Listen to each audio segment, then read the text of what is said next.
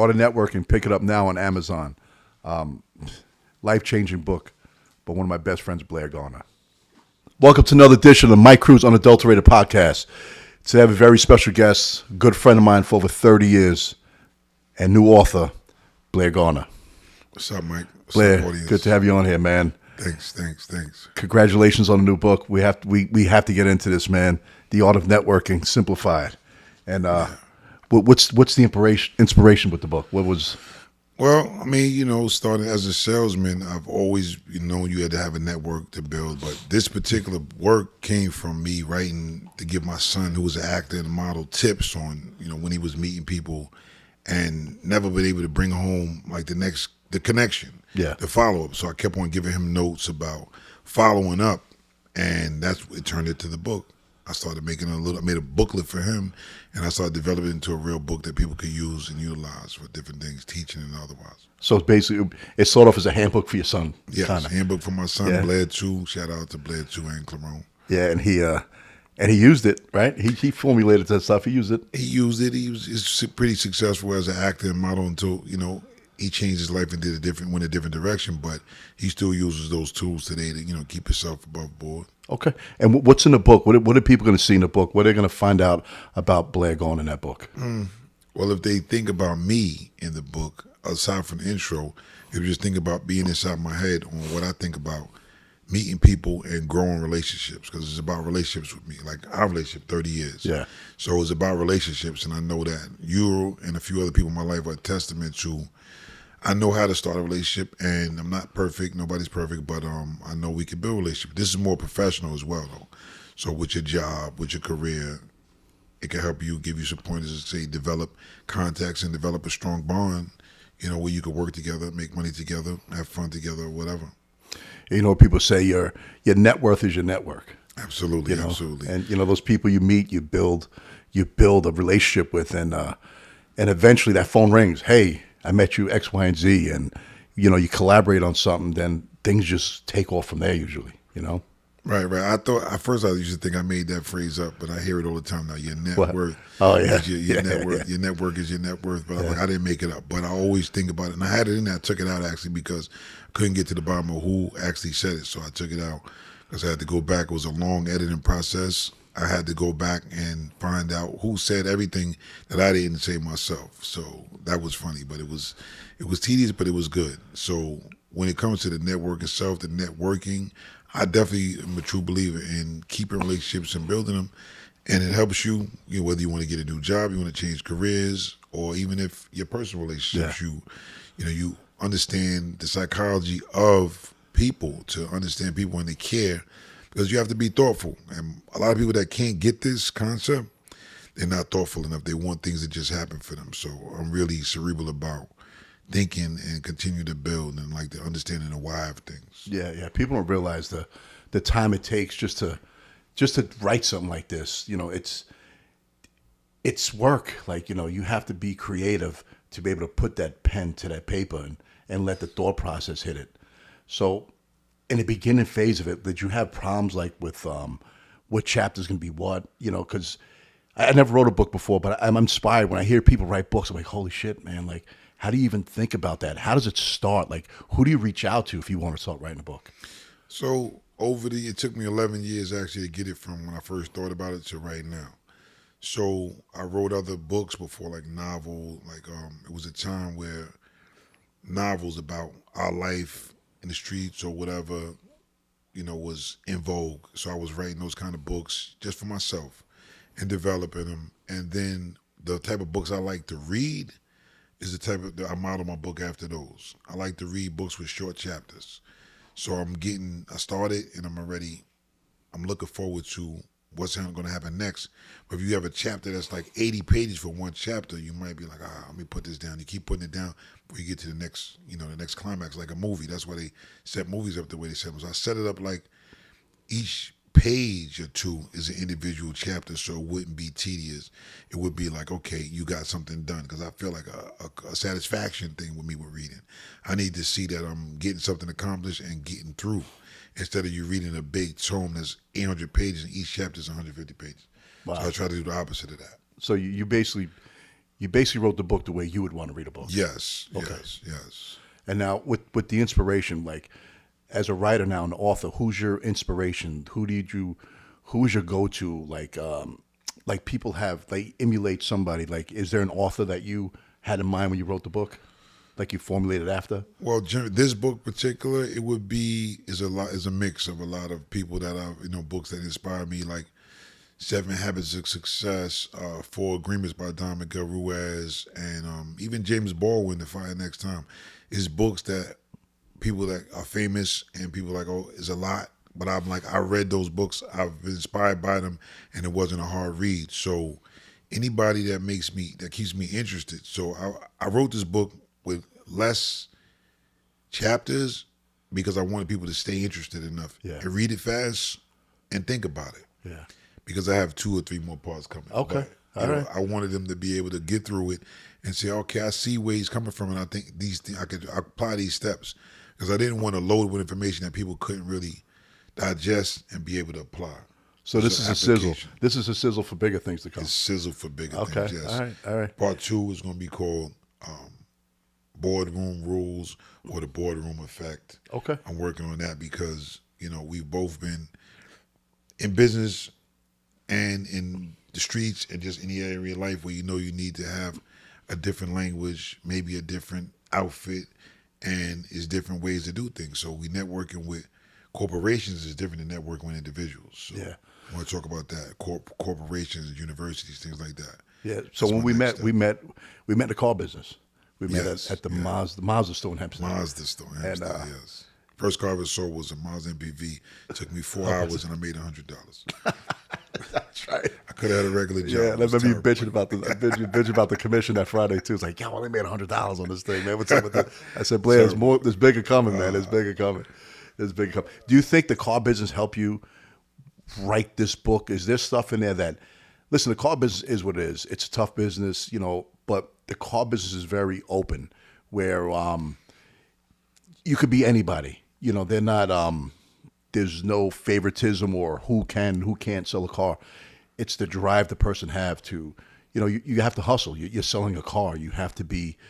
You have to have that extra energy and the drive to want to win. Because you sell a car, you win. You get paid. It's a commission-based business, and it's tough. But I think it definitely lays the foundation as teaching people who want to be in the business how to actually be their own businessman at the same time. Yeah, so as an entrepreneur, that's really my main thing. So the car business, you said, it is independent. And when we work together, you used to always say, if you actually just focus on just selling cars, nobody will be better than you. And you were right. Yeah. But I was always doing 2 or 3 other businesses at the same time. Yeah. But you can't be independent in the car business. And most people jump in and out of the business being independent. But the connection to the car business is the network. So where you would sell one person a car and they would love you, and they would bring 3 or 4 friends and family members. So that's because of the networking and because of the way their interaction with the way I treated them. So that's definitely the book is rooted in that culture that I came from. And it wasn't the car business itself, it was the group of people that I met in the car business that were dedicated to getting better and being entrepreneurs, being independent. So we would negotiate salaries, we would negotiate, all right, I work at this dealership, but I don't work for the dealership. Mm-hmm. So that entrepreneurial spirit is there. And the networking, like I said, I talk about, if you're an artist, you're a visual artist, you're any kind of artist, you want to build a network of places where you can show your art, people who will look at your art. So it's not just about business, it's about anything, any career you have, any way you want to get better. If you want to get better, this will help you get better, because it'll be one factor there, one brushstroke what I use, and it would have you in a better space in whatever business you're in. Yeah. Some people need the ambition, whether it's watching something on TV, it's picking up a book, it's seeing a meme that's out on the internet, something. Sometimes people see that and it pushes them. I know some people that, you can throw a whole pot of gold in front of their face, man, and they'll turn into a pile of shit somehow. It's sad. But some people, you can give them everything and they're just going to turn around and ruin it. Where some people, you give them nothing and they're going to build it into something. And I can see, I started reading some of the Auto Network online before you came in. I was like, you know what? Let me do a little research because another book just came out, and I started reading it. And I know your drive. I know your hustle, man. I know how hard you work and how dedicated you are. And that's why I said, you know what? When the book came out in 2026, I wanted you to be the first guest because I want to launch it with you. You know, and I'm proud I of you, man. appreciate And that. Thank you, I man. know what Thank you've you. been through, man. And your story is so strong that it's going to inspire a lot of people. You know, and you have the reentry program. Yeah. Let's get into that. Yeah, First Stop Reentry is a reentry program geared towards formerly incarcerated people and their immediate start. So when brothers and sisters are released or about to be released, a family member or friend contacts me, and I put together a custom package for them. I get their sizes, what they might like, and I do cosmetics, toiletries, light clothing, depending on the season, hats, gloves, coats, Yeah. footwear, right? And also, more importantly, I give them referrals. I sit down and talk to them about what do you want to do? What skill do you have right now? Do you have a resume? You know, where do you want to go? Or I need housing. I'm in a shelter right now. Okay, I help direct them to services that provide shelter, housing, employment services. So that right there is, that's my inspiration. Of course, when everything else in life goes good, Yeah. I'm going to pour all my time and energy into helping people. That's really the goal. The goal after everything else I'm doing. Yeah. You know, I had this conversation with somebody the other day, you know, with the law, right? And some of these people are sentenced to such long sentences they didn't deserve, man. And the people might have did the same crime and got less time. That's why I said, you know, when it comes to the system, it ain't fair. People say it's fair. It's far from fair. You know, it's kind of who knows what, who's got what lawyer and stuff like that. And with this reentry program, it's got to be hard for people to come home after doing, man, I'd say even doing a year, things change so much in a year. So if you go in before COVID and you're coming out after COVID, the world changed. Now you take someone who did 10, 15, 20 years, the world's a whole different place, man. And that reentry program, I guess, helps them adjust to everything that happened to change. Right. If they utilize it properly, all of these things like these systems are out here. Like I'm advocating for a lot of different laws to be changed, different rules, and just for people to do what they say they're going to do. Is organizations and government, Yeah.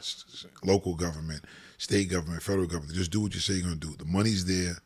Now the intent is not there. A lot of times these organizations and governmental organizations are not staffed properly because how do you have 100 people on the organization in the company, and maybe one out of 100 are just as impacted or formerly incarcerated?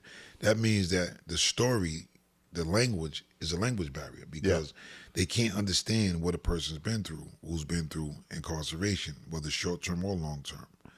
So that was my, inspiration because I did 21 years in prison. As you know, you came to visit me. Yeah. You supported me throughout my whole Yeah. time, at my trial, everything.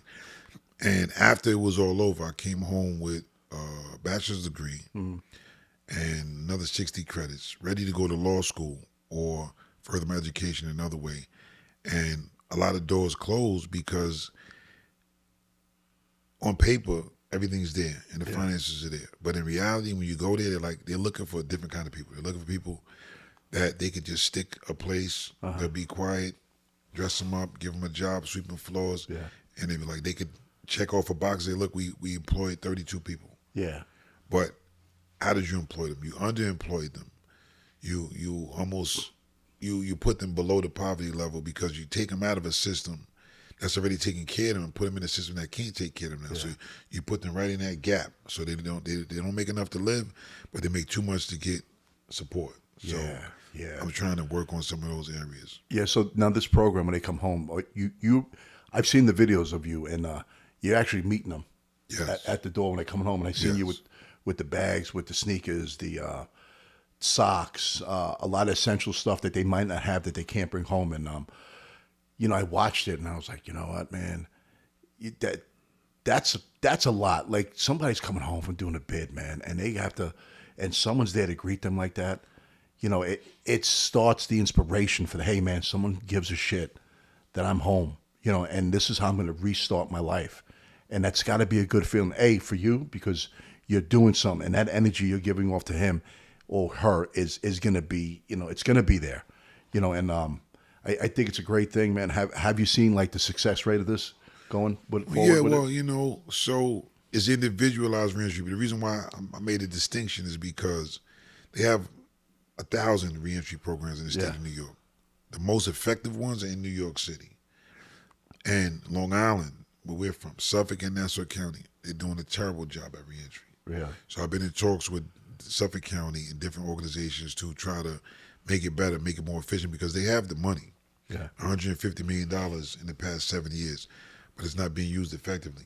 I've been home 2 years and 10 months right now, and I have not got $1 from the state, federal, local, anybody, for myself personally or for my organization. But why is that? Is it what, like, why is that? Where did the ball drop there? On whose end? Is The it ball their end? drops because, for one thing, in Suffolk County, the police, probation, and sheriff's department run reentry programs. That's a conflict of interest. Wow. I'm not waking up in the morning to go back to parole, who I didn't want to go to anyway, to walk through a metal detector, to get patted down possibly if you go off, take your shoes off, like you're back in jail or prison again. I'm not going to do that to go get a slip for reentry or a meeting about reentry inside parole or Yaphank jail. They have trainings, or the precinct or another building that's staffed by cops. Yeah. It doesn't matter if they say they're on this road. It's still state police, federal police, local police. They're getting paid to do a certain job, and they can't turn it off. Yeah. They're constant investigators and interrogators. So Wow. even if you're having a regular conversation, Wow. it's like you're being questioned. And I've been in the precinct for 2 days being questioned by Nassau County Police. Yeah. I know the difference. I know what it feels like. Yeah.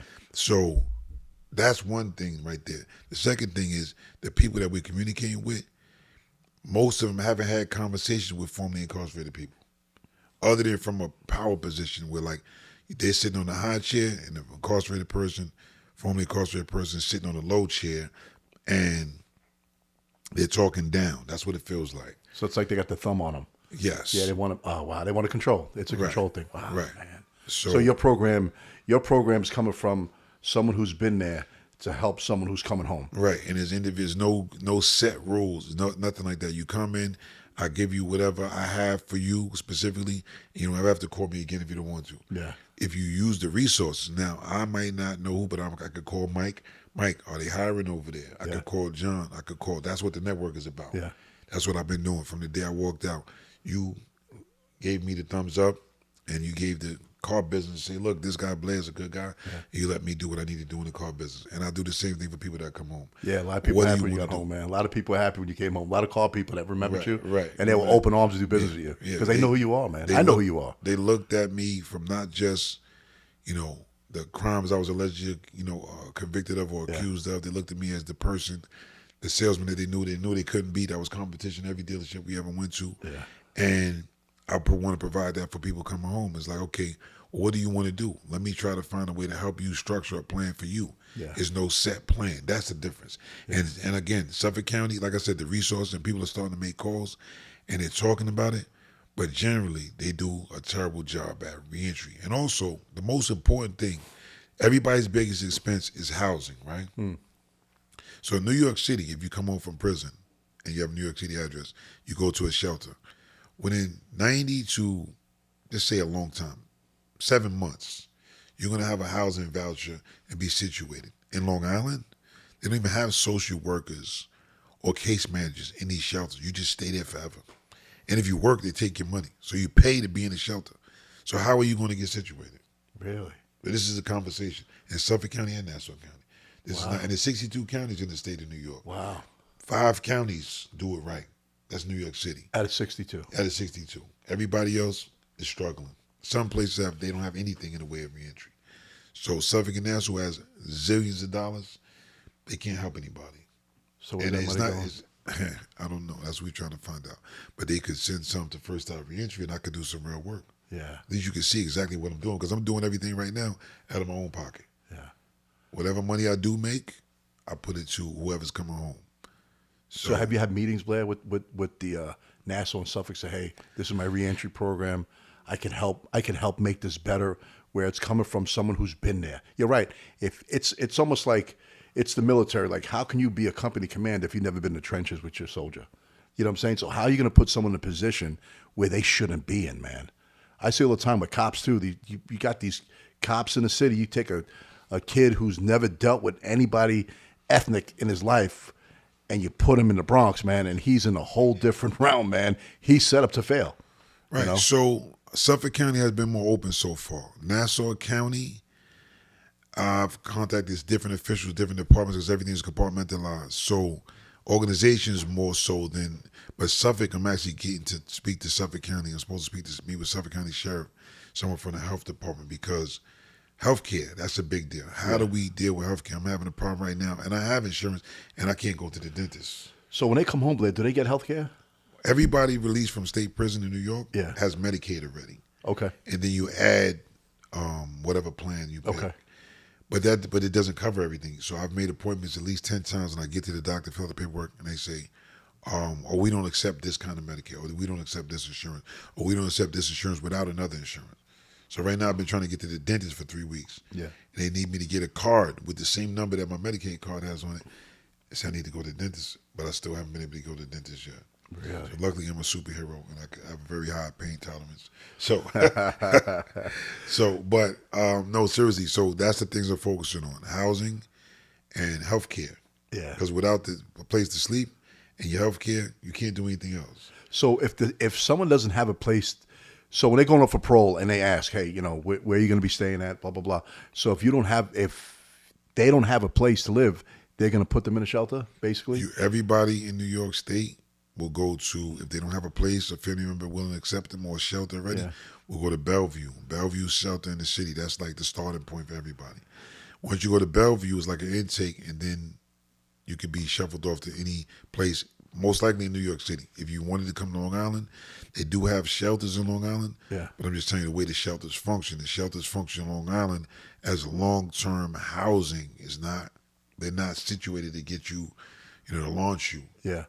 So Yeah. it's something that we've been working on with Suffolk County, not Nassau County yet, but hopefully Suffolk and Nassau work together, and then we'll figure something out. But I've been in talks with that. But again, if they want to, I always volunteer first to be a consultant, right? Because I really want it to work. And then I'll say, of course, I need to survive financially as well, and also need first-time reentry to survive. And so, of course, I need to be compensated. But after, I will talk to you multiple times. All of the Zooms and hours of discussions, I haven't been asking to be paid for that. I want you to know what's going on. Yeah. And the framework is there. Yeah. They could do it. Yeah. I know they could do it. It's a matter of people willing and the people knowledgeable enough. You cannot have 20 people running an organization, government agency, whatever, and none of them have justice involvement. It doesn't matter what degree you have. You need to talk to somebody who knows exactly what's happening. Not saying on paper, because on paper, all the laws look like they work. Yeah. Yeah. But the reality, the way they function inside a jail or prison, I discuss this with attorneys all the time. They ask me, Blair, how does this work right here? When you go behind that door and they take you upstate, what happens? Whatever they want to happen, that's what happens. Whatever they want, because nobody can see. So did this really work? Were you supposed to be in shock? Or you supposed to be in this program? You supposed to be in that program? Okay. Well, you have to follow up with them, this bureaucracy, and make sure it really happens. That's how it is with the reentry. So I got a question now. So now, with the reentry program, now someone's up for parole. Now, does a parole board frown upon someone that doesn't have a residence to go to? Is that gonna stop them from a release? Can it potentially? It probably shouldn't, but in their eyes, they think, hey, if we put this person in a shelter, the chance of him going back to doing something is a high risk. Well, that goes under your community risk factors and family ties. Okay. So if you don't have any family ties, of course, it raises the probability of you maybe reoffended. So they look. Of course, they look at it. They might not. It's a risk factor. They have a risk assessment. So they with all these different categories, like insurance companies do. If you don't have a risk management, you never got a visit in 20 years. You never had any family ties, so you have weak family ties. So a lot of things could go wrong. You or you've been married 5 times while you're incarcerated. Oh, okay. That could be another negative score for risk factor. Yeah. As far as if you have a location, of course, a person with a location and a few other factors will be a better probability of success than a person not. It's not like a truism. Like they're human beings making these decisions. Yeah, yeah. So the scores and all these different ratings they have, it's still a human being that makes the ultimate decision and see who's going to go where, who gets out, and what they're going to do. So again, back to the book, the art of networking. Everything I'm telling you right now is from building a network over my 21 years of incarceration and understanding the laws, because you can't argue about something you don't understand about. Yeah. So, and also learning who to call. It's like, okay, we have this issue. So we discuss and say, okay, we should call this person or email this person. Or before all of that, before I was released, writing letters. You have 5 free legal letters every week for 21 years. I could write 5 lawyers, 5 organizations or whatever for the whole time. And I used that every week. I wrote at least 5 letters to different organizations that I wanted to know I was alive, and I want to know I have a story and I can articulate what's really going on here. Yeah. Senators, assemblymen, assemblywomen, nonprofit heads, they all know, have heard of Blair Garner. They might not match the face yet, but they said, oh, this is the guy. This guy used to write us. Oh, he got us to come into the prison and do this. Oh, yeah, he came to visit our program when he was released. Yeah. Because I know that if we don't tell our story, nobody's going to know. Society doesn't really know, because we're less than 1% of the population. Yeah. It's 32,000 prisons in the state of New York. It's 19 million people. How many prisons, Blair? How much? 32,000 prisoners. It's 19 million residents in the state of New York. So you don't even, you're less than 1% of the population. Wow. And it's crazy now with the laws. The laws change. Like, you look at the laws now, like, it's kind of crazy where, you commit a crime and then, listen, back in the day, you commit a crime, you went to jail. Now you commit a crime, it's like, all right, you're out. Like, it's I guess they had to change the laws, man, because there was shit, man, that happened to people, like I said all the time, where you would look at the crime like, how the hell did you put this kid away for 20 years, man? You just took this kid's life away. You know what I'm saying? Like, I don't know, man. It's funny with me with the law, because I'm not, listen, I'll tell you straight up, and people who know me, I'm not a fan of certain things, and especially the law. But what's right is right, man. And, some of these people that got these sentences didn't deserve sentences. Some of these people need to be in hospitals, man. They were mentally ill. And, you kind of just, it's almost like a doctor misdiagnosing you, and you got a judge and a DA sentence someone that's special needs or mentally ill into a prison system when the guy needed to be in a hospital. Well, you know what? The biggest thing is you have human beings, right? So you have a bunch of people go to law school, and they might not know what kind of lawyer they want to be, or maybe they do. Maybe they already have a preconceived notion about being a victim of a crime, or a family member being a victim of a crime. So they're already going to law school with a certain mindset, and they're not objective about it. Yeah. So they go in, and now, past the bar, everybody can get a job as a prosecutor. They have hundreds of them in every county. So anybody can get a job as a prosecutor. If they already have a vendetta, Yeah. Now this is what we're dealing with. And they always support each other. Yeah. Doesn't matter how bad it is. It's like, okay, I'm not going to go against you, but I might not love what you do, but I'm not going to go against you. Then you just have human error. And you also have all different kinds of biases. It's all human beings. It's not an algorithm. It's not AI. So you're going to have all these things wrong. They are changing laws, different states, California, Seattle, Yeah. a lot of states that might be more liberal in some areas. They'll take more things into consideration. But that's what the pre-sentence report is about. Yeah. Who is this person that we're about to give all this time to? And how much time should we give them? They usually take, now, if you're rich and white, you're going to get treated different. Yeah. You're going to get treated different because it's like your life is more valuable even than the person you killed. So they have a thing, unofficial, called misdemeanor murders. If somebody gets killed, right, but they didn't mean anything to society, have no family, they come to court, come to the precinct, maybe they were on drugs or whatever it is, they're formerly incarcerated, all the things that give you a black mark in society, if this victim was one of those people, the prosecutor doesn't really care about how much time the person gets when they find them. They just want a conviction, because it doesn't matter if you get 40 years or 1 year, it's still one conviction. So they just want the case closed. Doesn't cost a lot of money. Close the case, give this guy 5 years, a woman 5 years, and they might come back again. And like, wait a minute, this person's been convicted of manslaughter 3 times. Yeah. How did that happen? Yeah. But then you have a person that got 40 years for one crime, like you said. Yeah. So it's just a matter of the human aspect and not enough checks and balances. Nobody checks the lawyers and the prosecutors. They actually check each other, check themselves. So if you're doing your own evaluation, you fill it out the way you need to fill it out. Yeah, you know, it's funny. I go back to one time when I went to visit you. and you told me you were in there with who was that guy, man? From that? Ronnie DeFeo. Yeah, Ronnie DeFeo. And you told me, yo, when I tell you something, Blair, when I left there, I kind of felt bad for the guy, man. The way you told me, like he was walking in tears with the long johns all dirty and like. Ronnie, saying you to had. himself, You have the Rockefeller was the one that killed the young lady from the Rockefellers. A lot of Greenhaven, Sing Sing, Attica, Clinton. That's where they house a lot of the high profile people. Sullivan, Shawanga, like they just swapped. David Berkowitz and Ronnie DeFeo passed away recently. Yeah. But it's still, when you get there with these people, it's nothing like TV. Yeah. These guys are like model prisoners, and that's good. That's a good thing. But it confuses society about who should we let out. So a lot of the laws won't change because of a few people that have famous crimes. And nobody really mistreated him. He was, a lot of these guys, they're just there. They're just there like the rest of us. We all end up being in the same, Yeah. Yeah. So a lot of these guys are writing books, writing movie scripts, and people are being creative because of so much time. But didn't they change the law with that, the Son of Sam law, where they couldn't benefit off telling their stories? Isn't there something like that? Right. Son of Sam and Ronnie DeFeo and a few other famous, the one that killed John Lennon, they made a law so where you can't benefit from your crime. So that made it's a confusion now, because now you can't make money while you're in prison. Because While you're in prison, but when you get out, you can do whatever you want. You can do whatever you want. Got it.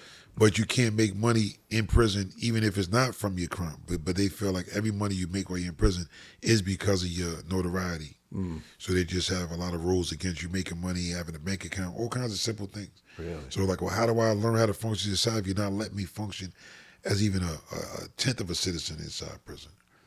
So the freedom to write, though, that's one thing. Everybody can write. Yeah. You might not be able to produce anything because you can't get people on the outside to come in and or take your book out there and bring it to the world. A lot of people have done that. Put together books, podcasts. Like I said, I started writing this book 11 years ago in prison. Yeah. And like my favorite brushstroke is language is important. Yeah. Right? So however you're going to communicate with each other, we need to learn each other's language and learn a universal language as well. Every culture does it. Prison, like, it's certain things that people that have been in prison together can have a whole conversation without even talking. But in any culture is like that. Whether you're not in prison, whether you're in prison or not, it's just language of agency. Yeah. And, that's important about figuring these things out in the language. And big organizations, county, state government, if they don't spend time learning the language of agency and hiring people from the situation, it's going to continue to be the way it is. So that system's failing because these are people who are book smart. They're not people that came from the situation. They're just, hey man, they checked the box and went to school. Or are connected to situation, because you don't have to have been incarcerated. But being justice impacted means you could have been a victim of a crime, and that made you an advocate now to understand more about why this person committed this crime, why was I there when this crime was committed. So now you're justice impacted, but you weren't incarcerated. But at least you have a little more understanding of what's going on with the system. Yeah. But then you bring a person in and say, even if it's just for discussion, like we're getting ready to have a meeting about how we should distribute $20 million for direct impact reentry in Suffolk County or Nassau County. How do we go about this? If there's no person that was just as impacted in that room, it's not going to work.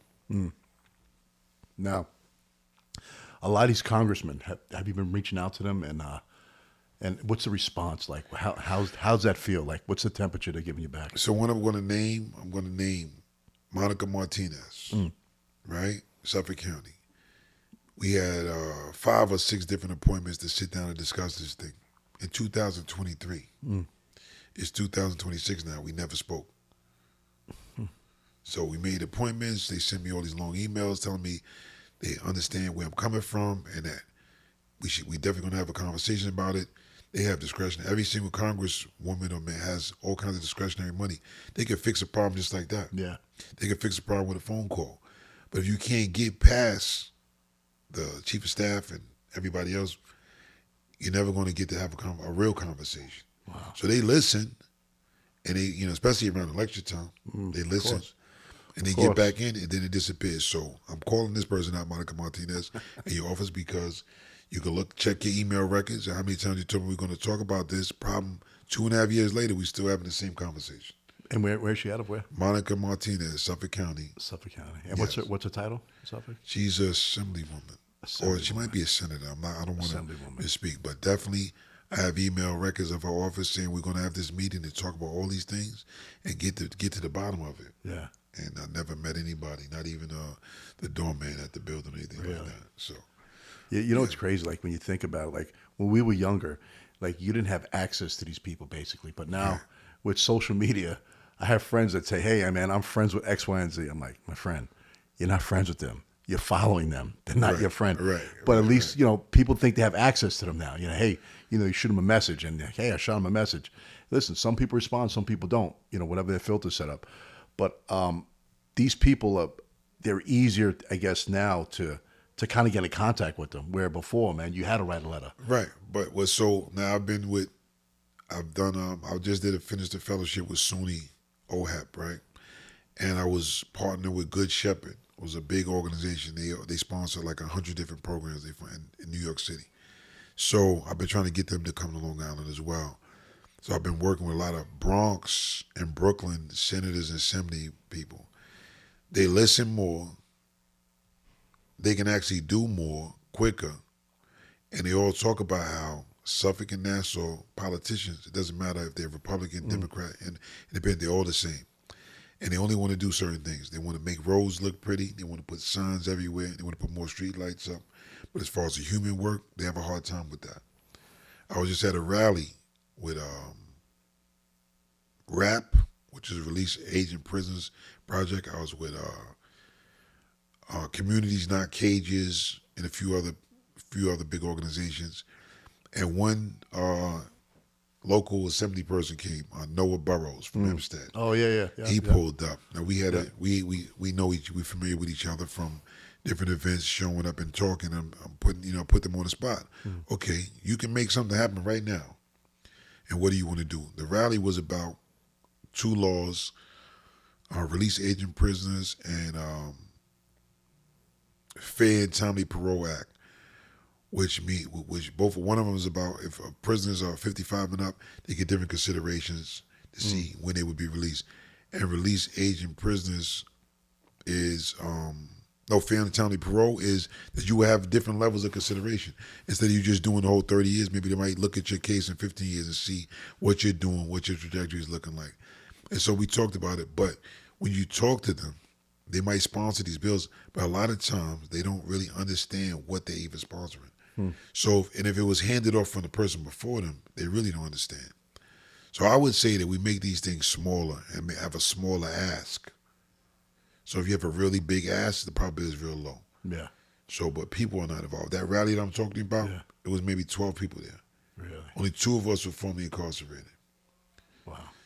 And that was in Hart Park. Then 2 weeks later in Hempstead, it was maybe 25 people. But one thing, we have to raise awareness. We have to get regular people to try to want to understand what our issues are and if it's to the community benefit to help. Because they need to see what's the community buy-in and why would it help? Why does it matter?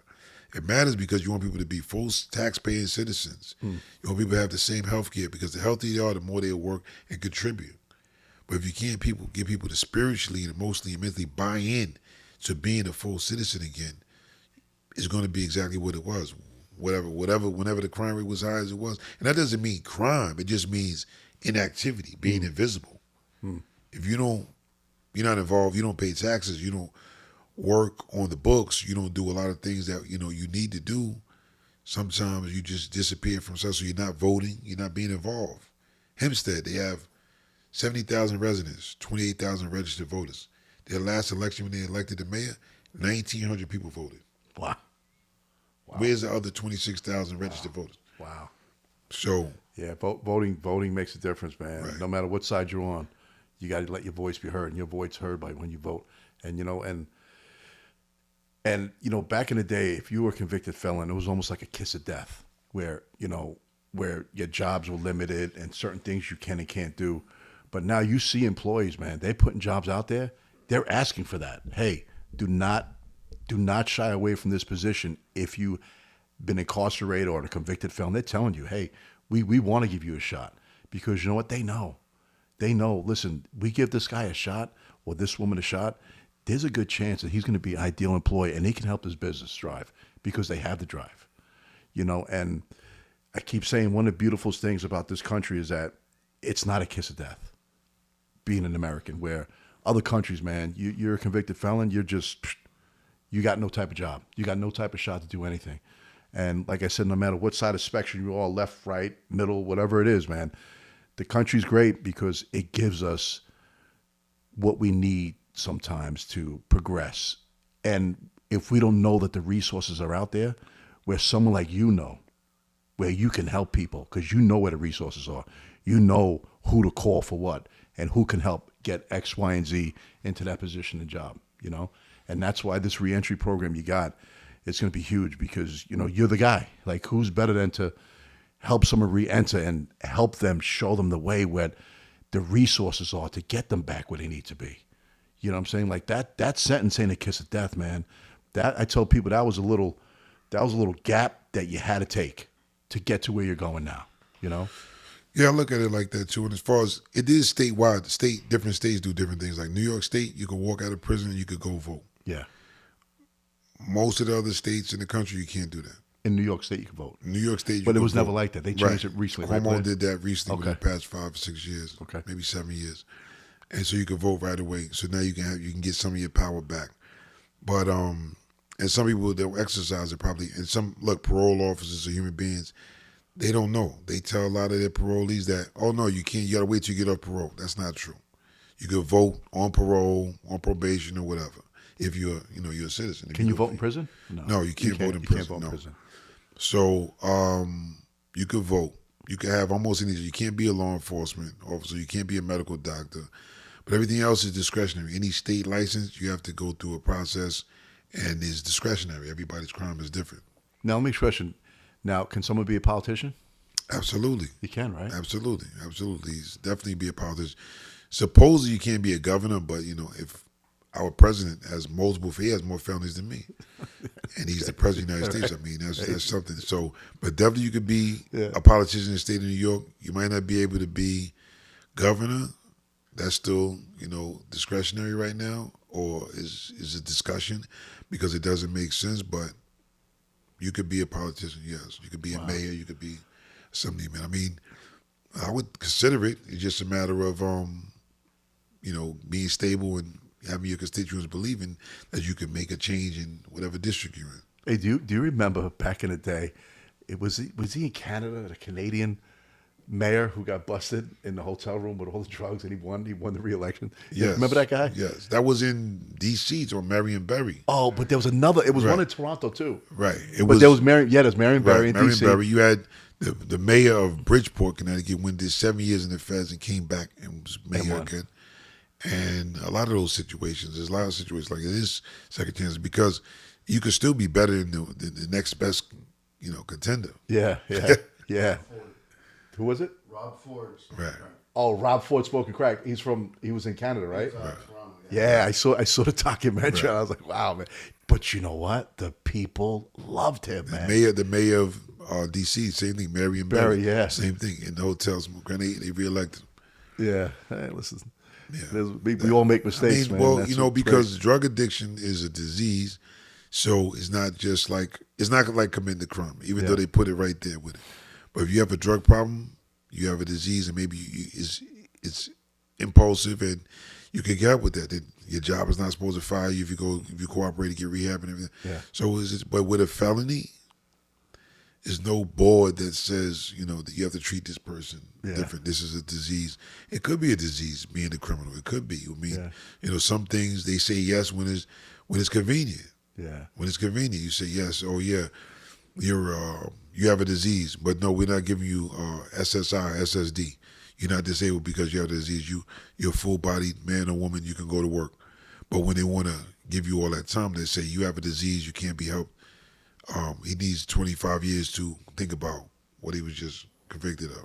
So Blair, the reentry program, where can people go? Is there a website they could sign up? Like, hey man, I want to help. I want to be part of the fix of the problem. Is there somewhere they could reach out to you? Yes, you could go to my website, www.first.reentry.org.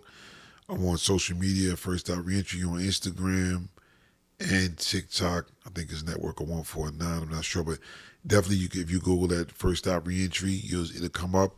The New York State one, because Texas has a similar name. Yeah. But my regular website is www.firststopreentry.org. And you can contact me there if you want to help, you want to make a donation, you want anything, any kind of help is there. Like I said, I haven't received any donations from organizations or government or state yet. We're still working on that, and of course, everything will be welcome. And what about the book? Where can they pick up the book at? The book, The Art of Art Networking, of Networking. Simplified by Blair E. Garner at Amazon and about 20 other places. If you Google that, The Art of Networking, Simplified by Blair E. Garner, you can definitely get it at Amazon, and you can get softcover, hardcover, the ebook is coming out next week. And I have to go where your mom goes with this, man. There's a lot of pictures of you in this book, man.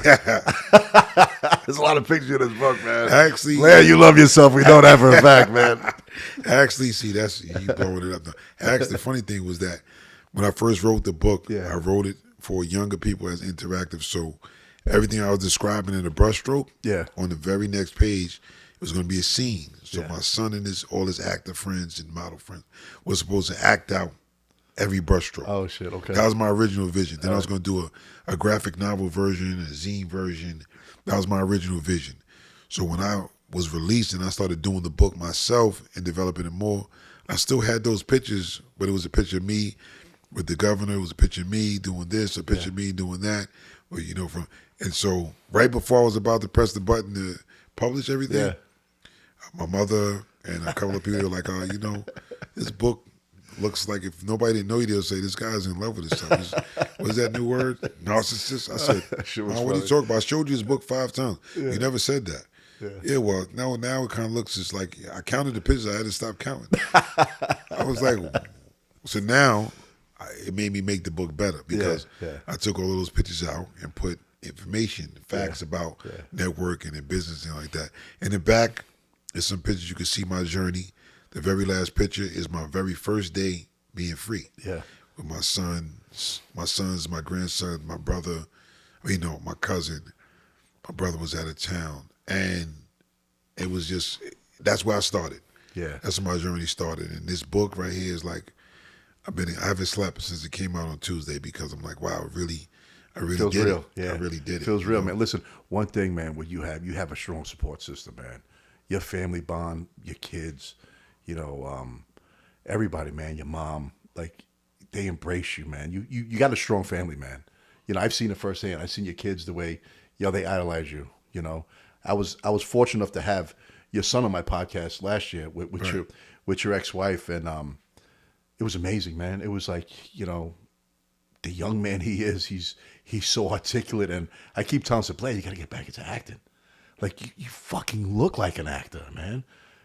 Forget Michael B. Jordan, dude. That's Blair Garner. You know what I'm saying? That's what I told him. I said, dude, I want to be your manager. But your support system from your kids and the love they give you, me firsthand seeing it, I'm going to tell you, man, it's inspiring for people to see something like that, man. And the relationship you kept with your kids and with everybody. You keep strong relationship with people. That's why this is going to be successful. That's why you're going to be successful. You don't burn bridges, man. Appreciate that. You make situations. You turn people friends, man, and people like, whoa, this guy. But then when they get to know you, like, yo, this fucking guy, man, is on point. And I tell you, when you went through your situation and that happened to you, I was mad at you because I'm like, yo, this guy's so fucking smart, man. He's so smart. Like, I know what you could do. You know what I'm saying? I've seen what you've done, and I see what you're doing now. So that's why it's so inspiring. And I really hope, man, that people watching this, they pick this book up and they read about it and they get into the reentry program and help out and try to make a difference. And you being that guy to spearhead it, it's definitely gonna change a lot of lives, man.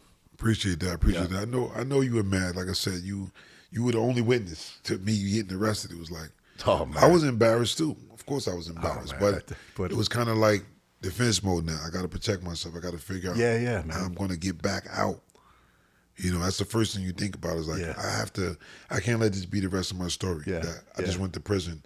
I sold cars, did real good at it. Sold 3 cars to one family in one day, and I was a legend in the car business. Yeah. And then what happened? I just disappeared. Yeah. I was erased. So while I was in prison, I was writing to keep myself alive and to not let this be the end of my story. So Yeah. right You just now, got the tip of the iceberg, man. It's just, you listen, Blair, you got that energy, so it doesn't matter what you do or what you touch, you're going to turn it to something. That's what you do. That certain people are born with that gift, and you have that gift. You have that light where people want to be around your energy, man. Like, people want to be around you, dude. Like, because that good energy, no matter what happens or what people done, good energy is good energy, man. And you can't label somebody because a mistake was made as a bad person. Nah, man. I tell people all the time, I know my friend. I know what my friend's capable of. So I don't care who thinks of what. I'm telling you what my friend's capable of doing. And you're that friend, man. And I appreciate you doing the show, man. And thank you, man. Thanks for having me. And God is my witness, man. Next year we're gonna sit down again with your second book. We're gonna sit down with the script for your movie, man. And the reentry program is gonna be skyrocketing. And this lady Martinez is gonna pick up the phone tomorrow. She's like, "Listen, man, Blair, I'm so sorry. I'm so sorry. Don't put me in the book number 2." Yeah, I appreciate that, Mike. You got anything else, Blair, for the people, man? Well, look, definitely check this book out. Get the hardcover and the soft cover, and maybe even the ebook. Who knows? Maybe for your bike ride or whatever. And just look out for First Stop Reentry, and just research it, check it out, see what I'm talking about, and make sure you validate everything I'm saying before you move forward. And just, if you care about community, you say you care about people, then pay attention and always vote and always pay attention to what's going on, because that abandoned house that's on your block that you've been saying, oh my God, this house looks terrible. You could get the county to buy the house and house people that want to work and want to do things or whatever, to make everybody more productive in society. So, just do your part. That's all I can really say. Do your part. Any events you have coming up, like as far as a book sign, you can do a book release anywhere you're thinking about? Sometime in March. We're looking at something in March. Okay. And like I said, you want to contact me about any of that stuff, Art of Networking, on TikTok, GLC Auto on Instagram, First Time Reentry. Any of those ways to contact me. My number's everywhere. Contact me. I'll show up. I'll be a part of whatever. You want me to give out food? You want me to move furniture? Call me. I'm with it. All right? Give me a call. All right. Good job, Blair. I appreciate you being on the show, man. I love you, bro. You're my brother, man. Love you And too, man. I always got your back no matter what you're doing, man. Same All right? here. Love you too, man. Later. The Art of Networking. Pick it up now on Amazon. Life-changing book by one of my best friends, Blair Garner.